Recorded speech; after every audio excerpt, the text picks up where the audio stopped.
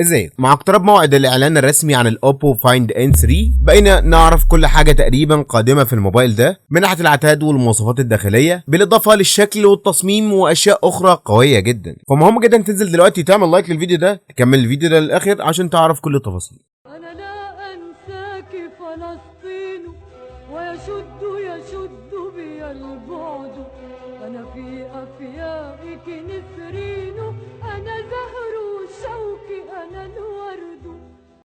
مبدئيا مفيش تسريبات موثوقه عن شكل الموبايل هيكون عامل ازاي، ولكن اكيد الاختلافات مش هتكون كبيره من ناحيه الشكل والتصميم الخارجي. الاختلافات ما بين الجيل الحالي والجيل اللي فات هتكون طفيفه جدا، بالاضافه لاحتفاظ الموبايل بنفس العدد بتاع الكاميرات، الثلاث كاميرات الخلفيه بنفس الابعاد بتاعه الموبايل تقريبا، ولكن بحجم مختلف وهنجيله كمان شويه. الشكل والتصميم بتاع الظهر او سيت اب الكاميرات تقريبا هيكون هو نفس التصميم او سيت اب الكاميرات الخارج عن ظهر الموبايل كده، تحس انه قطعه معدنيه من تحت حته قماش. تصميم حلو وشكله لطيف، وبقى واحده من الحاجات بتاعه الجينات بتاعه الفايند ان او الفايند بشكل عام، لان شكل التصميم ده مستوحى من موبايلات الفايند بشكل عام في اجيال كتيره فاتت. تصميم الموبايل هنا بالكامل هيكون من الازاز مع فريم من الالومنيوم. طبعا الموبايل لحد دلوقتي ما نعرفش ان كان هيدعم مقاومه الميه ولا لا، لان انت لو ما عندكش فكره فالجيل اللي فات ما كانش بيدعم مقاومه الميه. الموبايل ده هيكون فيه تغييرات قويه وكبيره جدا. ابرز التغييرات دي هي الشاشه والحجم بتاعها والمواصفات بتاعتها. كمان ابرز التغييرات دي هي الشاشه الخارجيه والشاشه الداخليه كمان، اللي حجمهم هنا هيكون اكبر مع الاحتفاظ تقريبا بنفس الابعاد بتاعه الموبايل، ولكن حجم الشاشات هنا هيكون كبير جدا. الجيل اللي فات الفايند ان 2 كان بيجي بشاشه داخليه 7.1 انش، شاشه كبيره نسبيا. الشاشه بتكون LTPO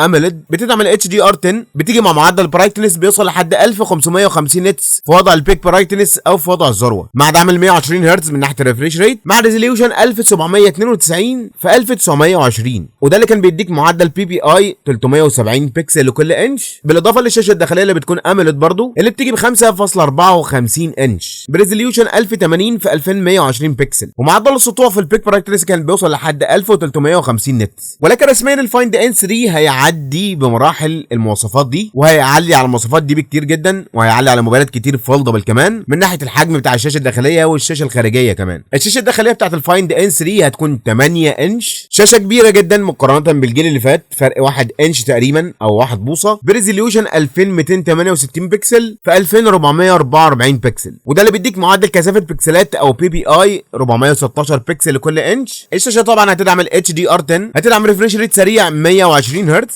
بالنسبه للشاشه الخارجيه بتاعت الموبايل، الشاشه هنا هتكون 6.5 انش، ومش متوفر اي تفاصيل خاصه بالشاشه الخارجيه من ناحيه العتاد بتاعها او الريزوليوشن او بقيه المواصفات الثانيه الخاصه بالشاشه. مفيش اي تفاصيل عنها تقريبا، كل اللي نعرفه عنها انها هتكون 6.5 انش، اللي بتكون مقارنه بالجيل اللي فات حوالي 1 انش زياده تقريبا. الجيل اللي فات الفايند ان 2 كان بتيجي ب 5.5 انش تقريبا، يعني حجم الموبايل هيكون زياده 1 بوصه لكل من الشاشتين الداخليه والخارجيه، وده اللي بدوره طبعا يديك مزيد من الاريحيه واستمتاع اكتر بحجم الشاشه الكبير. الموبايل بيكون عريض اكتر من ناحيه الشاشه الخارجيه لما يكون موبايل فولد بالكامل، وبيكون مستطيلي اكتر لما الموبايل يكون مفتوح. وموبايلات الفولدبل عامه ما بتكونش بالحجم الكبير ده، ومفيش موبايلات فولدبل بحجم الشاشه الكبير ده، مفيش غير موبايل واحد بس اللي عملها. لو انتوا تعرفوا اكتبوا تحت في الكومنتات، وخليني اعرض لكم تحدي كده بسيط. لو انت من الناس الجيكس اللي متابعين للموبايلات بشكل كبير، فاكتب لي تحت في الكومنتات ايه الموبايل اللي بيجي بنفس المواصفات بتاعت الشاشه الداخليه بتاعت الفايند ان 3 ونفس كمان الشاشه الخارجيه. في موبايل بالفعل بيجي بنفس حجم الشاشه الكبير جدا ده 8 انش موجود دلوقتي بالفعل في السوق، فلو انت تعرفوا اكتبوه تحت في الكومنتات، ولو ما عرفتوش بقى يا معلم استنى لاخر الفيديو عشان اقول لك عليه. الموبايل هيجي بنفس الهنج اللي مستخدم في الفايند ان 2، واللي كان هنج مميز جدا، هنج بيخلي الموبايل مقفول تماما من غير اي جاب او فراغات في النص. الموبايل لما بيتم طيه بيكون مقفول تماما على نفسه، ودي واحده من الحاجات المميزه واللي كانت بتميز الفايند ان 2. اي نعم اوبو بدات الموضوع ده متاخر شويه، ليها 3 موبايلات بس فولدبل لحد دلوقتي، او 3 موبايلات من كل جيل اللي هو الفليب والفولد العادي، ولكن قدمت هنج مميز جدا في الفايند ان 2 بيخلي الموبايل مطوي بالكامل على نفسه، بحيث ان استخدامك للموبايل ما تخافش عليه من الشاشه الداخليه انها تتجرح او اي جسم صلب يدخل ما بين الشاشتين ويأذيها طبعا بشكل او باخر. فكانت ميزه قويه جدا في الفايند ان 2 ان الشاشه شاشتين بيقفلوا على نفسهم بشكل كامل. مفيش اي تفاصيل عن الهنج ده او المواصفات الداخليه بتاعته، هل هيكون في تحسينات عن الجيل اللي فات، هل هيتم احتفاظ بنفس الهنج واللي هو كان مميز اصلا. ولكن انا هنا اقصد مفيش اي تسريبات خاصه بالهنج ده، وبما ان مفيش تسريبات بتتكلم عن الهنج او المفصله الجديده، فتقريبا الموبايل هيحتفظ بنفس الهنج تقريبا، واللي هو برضه في نفس الوقت بكرر انه ما كانش سيء ابدا من ناحيه المواصفات والاداء والعتاد الداخلي بتاع الموبايل ده. فالمفروض ان الموبايل ده يجي مع 12 او 16 جيجا بايت رام من نوع LPDDR5X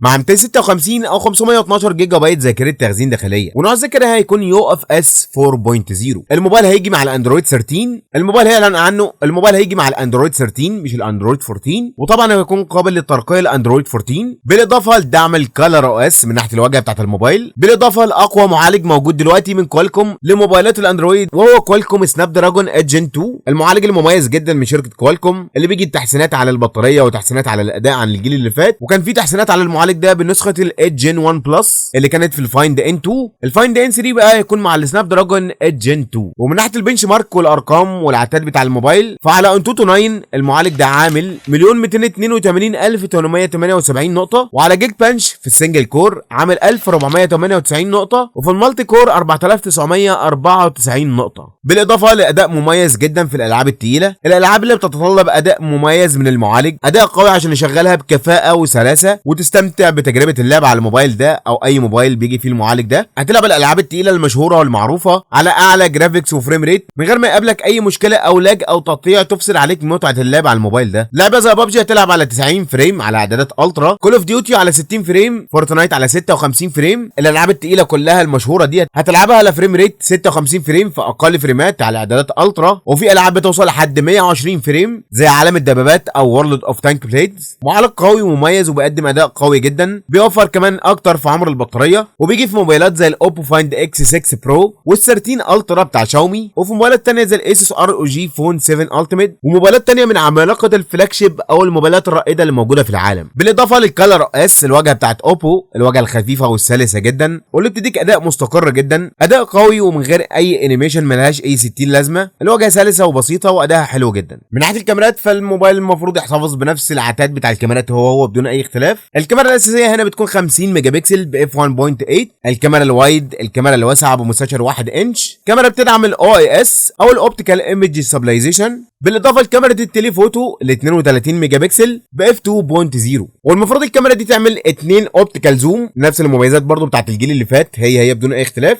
بالاضافه للكاميرا ال 48 ميجا بكسل الالترا وايد هي برضو بنفس المميزات بنفس كل حاجه تقريبا. الكاميرا بتيجي مع فتحه عدسه f2.2، الكاميرا بتيجي ب 115 درجه. المفروض ان الموبايل ده بيصور فيديو 4K على 30 و60 فريم و1080 على 30 و60 و240 فريم مع دعم الاي اي اس او الالكترونيك ايمج ستابلايزيشن او التثبيت البصري الالكتروني في تصوير الفيديو، بالاضافه برضه لاحتفاظ الموبايل بنفس الكاميرا الاماميه ال 32 ميجا بكسل اللي ب f2.4 مع الكاميرا اللي بتكون في الكفر او الشاشه الخارجيه. واللي هنا في تراجع نوعا ما عن الجيل اللي فات، اللي كان بيجي بكاميرا اماميه 32 ميجا بكسل، الجيل القادم او الفايند ان 3 هيجي ب 20 ميجا بكسل بس بدل 32 ميجا بكسل في الجيل اللي فات، بالاضافه لدعم تصوير فيديو 1080 على 30 فريم مع دعم الاي اي اس او التثبيت البصري الالكتروني في تصوير الفيديو. الموبايل بيجي مع ستيريو سبيكر، والمفروض الموبايل ده يجي مع الواي فاي 6، يجي مع بلوتوث 5.3. الموبايل بيدعم ال NFC، ما بيدعمش منفذ 3.5 مللي، بيجي ببصمه مدمجه في زر الباور. وهنا في تحديث مهم وقوي جدا في الجيل القادم او الفايند ان 3. البطاريه في الجيل اللي فات الفايند ان 2 كانت بتيجي ب 4520 ملي امبير، بالاضافه لشاحن 67 واط، شاحن قوي جدا، واحد من اقوى الشواحن اللي موجوده في موبايلات الفولدبل بشكل عام، مع دعم الشحن العكسي او الشحن اللاسلكي العكسي. الموبايل كان بيدعم الشحن اللاسلكي العكسي، يعني ممكن تشحن منه موبايل او سماعه لاسلكيا